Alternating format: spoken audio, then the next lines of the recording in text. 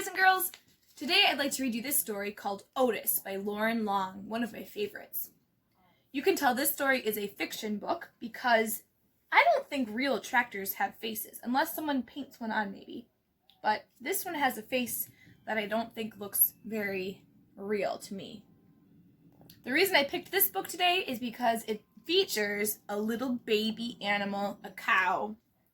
Even though cows are not wild animals that you find in nature, they're animals that we have a lot of here in Wisconsin. So, let's get going. Here we go. Otis.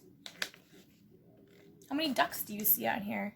1, 2, 3. Oh, 4 or 5.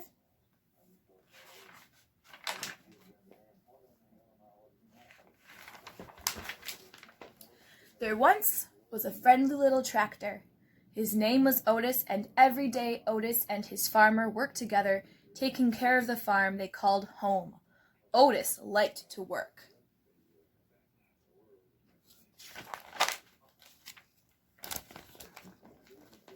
But after working hard all day, Otis was ready to unwind and play. He would ride the rolling hills and skirt Mud Pond down by the corn.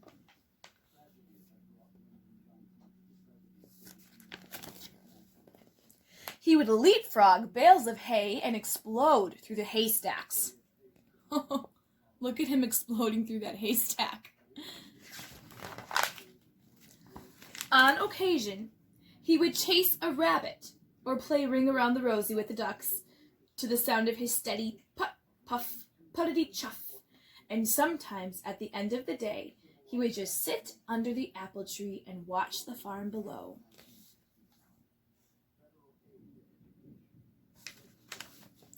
Every night, tired but happy, Otis would put puff into the little stall in the barn that was all his.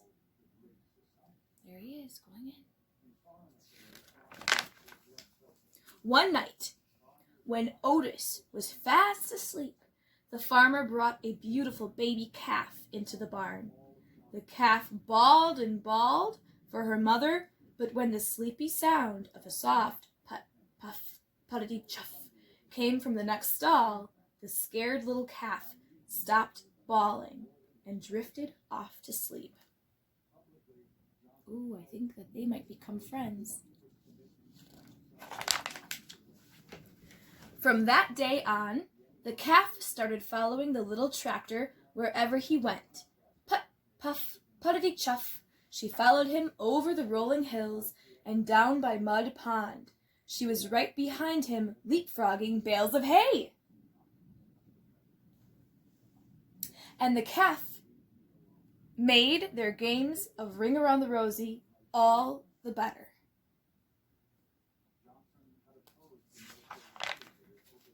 Sometimes, at the end of the day, the two of them would just sit together under the apple tree and watch the farm below.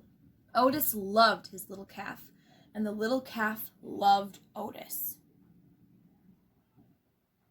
What do you think is going to happen next? I wonder what might happen. Maybe you've already read this story before and you might know, but if not, I want you to stop here and make a few guesses about what might happen next.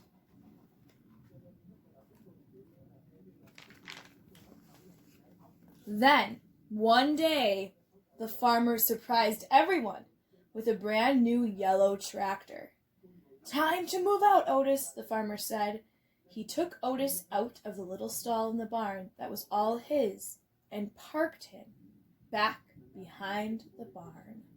Then he backed the big yellow tractor into the stall next to the little calf. Uh-oh.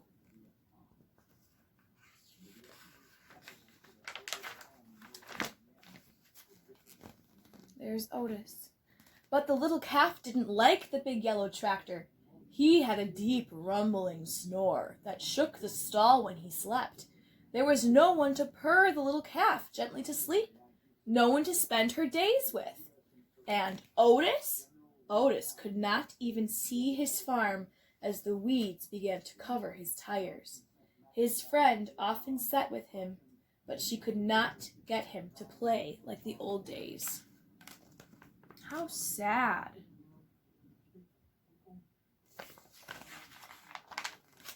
It was early summer when the farmer discovered a poster. Who has the prettiest calf in the land? Judges will decide at the county fair and award a fancy blue ribbon to the winner. The farmer knew the answer. He would show off the little calf. But on the morning of the fair, the little calf was nowhere to be found.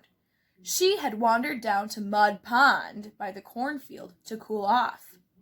When she waded into the muddy water, her feet sank. With every step, she sank deeper and deeper and deeper. The little calf was stuck in Mud Pond. Now what's going to happen next? Is she going to stay stuck there forever? Maybe someone will try to save her.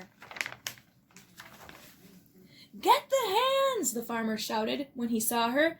All the farm hands came running with their ropes, but the more they tugged, the more stuck the calf got. Whoa. Get the big yellow tractor, the farmer shouted. He can save her. But the big tractor just scared the little calf. She sank in deeper and deeper. Nearby farmers began to gather. Oh boy. Then call the fire chief, Douglas, and the fire truck, the farmer shouted. They can save our little calf. But the sight of the big red fire truck startled the little calf even deeper. The farmer was fit to be tied. If the farmhands and the big tractor and even Fire Chief Douglas and his fire truck couldn't save the little calf, who could? What a disaster. Oh my goodness, look, she's almost all the way underneath the mud. Who could save her? Suddenly, the little calf's ears perked up. Over the hum of the growing crowd, there came a faint sound in the distance.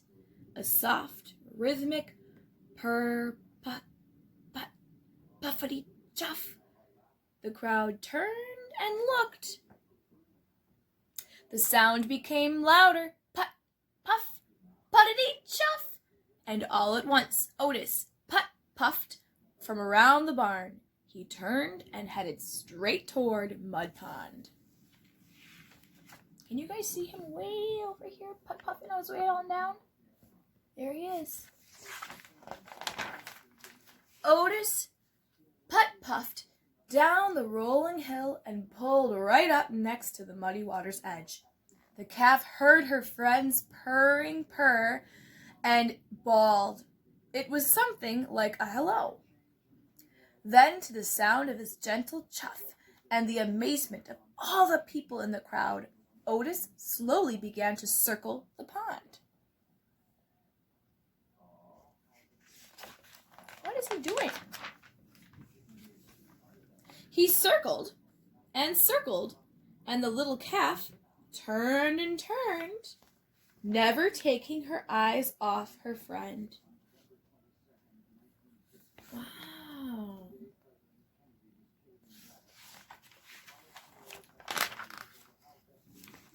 With each ring Otis made around Mud Pond, the muddy grip loosened until the calf was able to stumble out of the pond on her own. The two friends had found each other again. Everyone is so excited. I think those two are the most excited, though, don't you?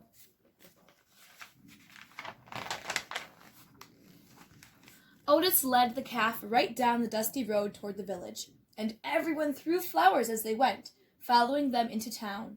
It looked like a happy parade. No one needed a fancy blue ribbon to tell them that the calf was a special calf. Otis was a special tractor, and the two of them were very special friends. Wow, look who's in front, the little calf. And right behind her is Otis, puffin'. From that day on, the farmer discovered that with Otis's puttering purr beside the chicken coop, his chickens laid more eggs. And milking time With Otis's gentle chuff nearby, his cows produced more milk.